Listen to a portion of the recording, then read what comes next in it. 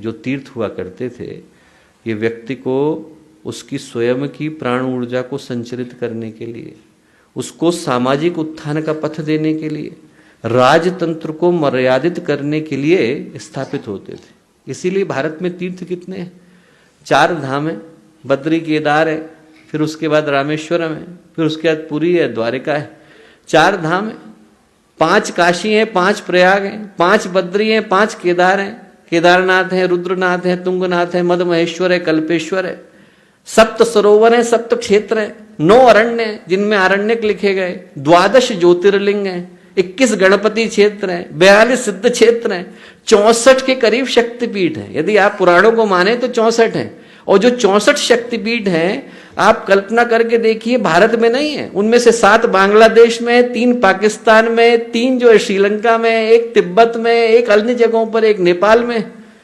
आज की तारीख में मैं कहूंगा कि आप बच्चों को एक गेम खिला करके देखिए। हमारे ईएमडी वालों से कहूंगा कि इस बात को लेकर के जरूर बताएं लोगों को कि आप बच्चों को एक गेम दीजिए, बच्चों को गेम खेलने के लिए दीजिए कि जैसे छोटा सा गेम होता है ना, वो आप देखो उसके अंदर आता है कॉमिक बुक के अंदर, एक बिंदु से दूसरे बिंदु को जोड़िए, दूसरे से तीसरे बिंदु को जोड़िए। बच्चों को आप कहिए कि आप 64 शक्तिपीठों को जोड़ करके दिखाओ बेटा, पहला बिंदु है, दूसरा बिंदु है।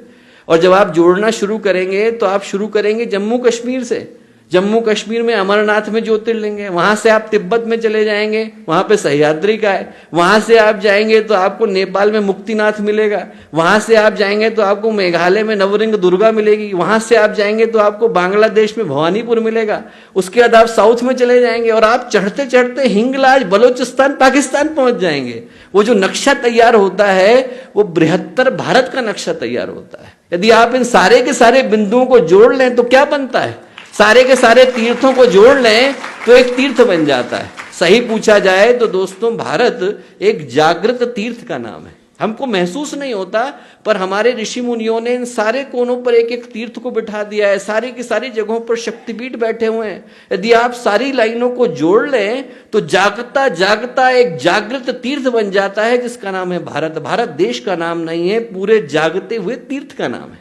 ये गेम बच्चों को खिलाने की आवश्यकता है, ये गेम बड़ों को खिलाने की आवश्यकता है, ताकि वो महसूस कर सकें कि भारतीय संस्कृति का विस्तार कितना ज्यादा है।